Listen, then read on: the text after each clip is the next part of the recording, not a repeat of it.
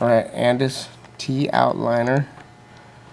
How to adjust the blade to like almost a zero gap, I guess, or what we call is a zero gap.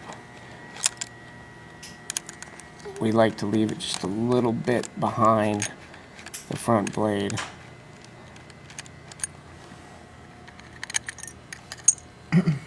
Take the blade off first, and then there's this little thing on the back of the blade, and that right there is how you do it.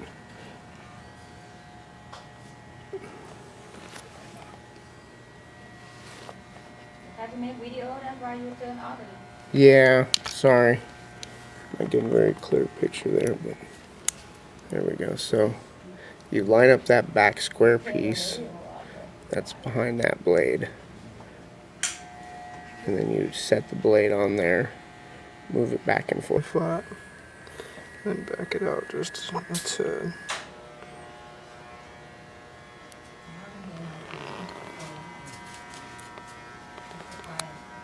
And you tighten those back down. Those are the screws you have to loosen to move the square plate. Now go ahead and move that blade after you tighten those to show them the square plate. Now go ahead and pick it up real fast, please. Yeah, trying to take it right on. There's the square plate, so that determines where that blade is going to rest.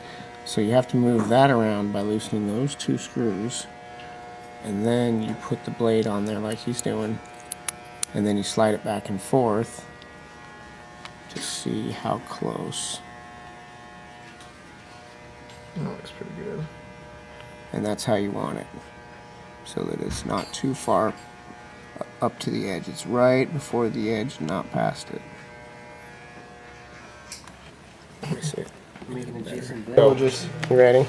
This is how I do it. You may have to do it a couple times. Well, probably not, but you take the blade, whether you set it down or hold it up, and you take your fingernail and you just lightly tap the corner of that, the back piece, and it pushes that side forward. If you want to push that side forward, you tap that corner. Now I'm going to tighten it again. Put your thumb on it though. Well, I don't have to hold it. They weren't very loose, so I just loosened them enough so I could move it, not so that it was super loose.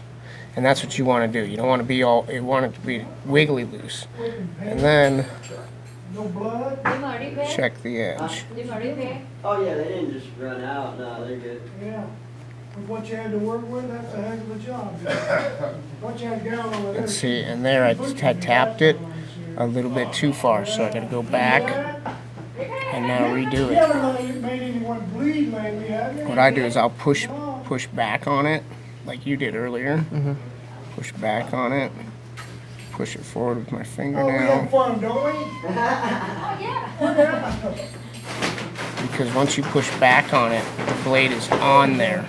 Then when you're pushing it forward, Jump in the front, Jason. Again, this one's on the house, huh? Nice. All right. Nice. Merry Christmas. Yeah, New Year's, right? and then that's it. That's perfect, where it's just a tiny bit behind that front blade.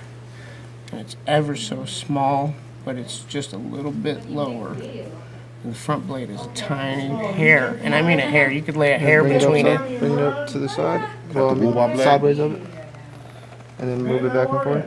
And then that's how you want it, just like that. So you. Sorry, I missed it. Okay, so you put the blade right. Put the blade back on. Of course, this is the easy part. And when you do put these screws in, you can tighten them down almost all the way, and then position your blade symmetrically centered square on your clipper so that it doesn't look crooked. Or if you don't try to do that, it might not seem like it's straight, and that'll be why. You can actually adjust the angle the blade sits as well as the sharpness of the blades. So he's just going to get that last screw in. So is the fun part. We started. Once you get them going, then it's easy.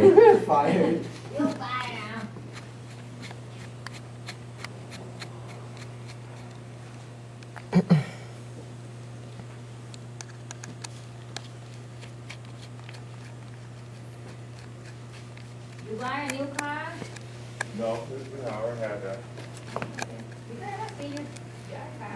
Right?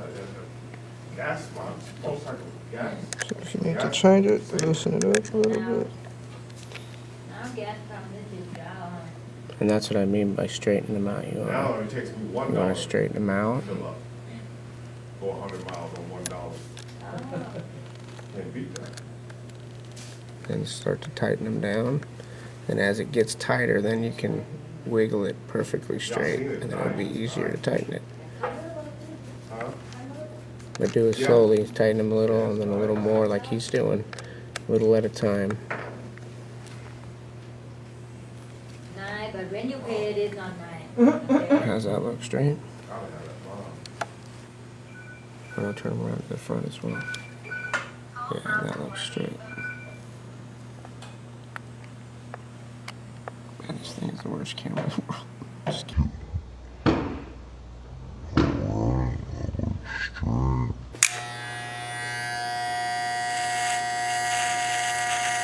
And you know what you're doing?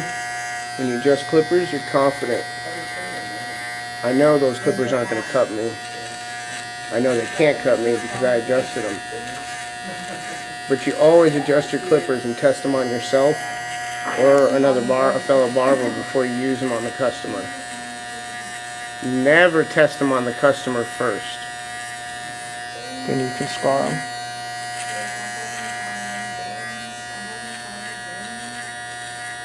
Because you see, if they were nicking me and there was blood coming out right now, I'd be okay with it. But as a customer, I don't think the customer would.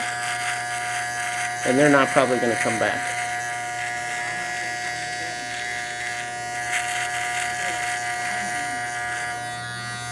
So adjust it back. I don't have to say, that looks really clean and sharp.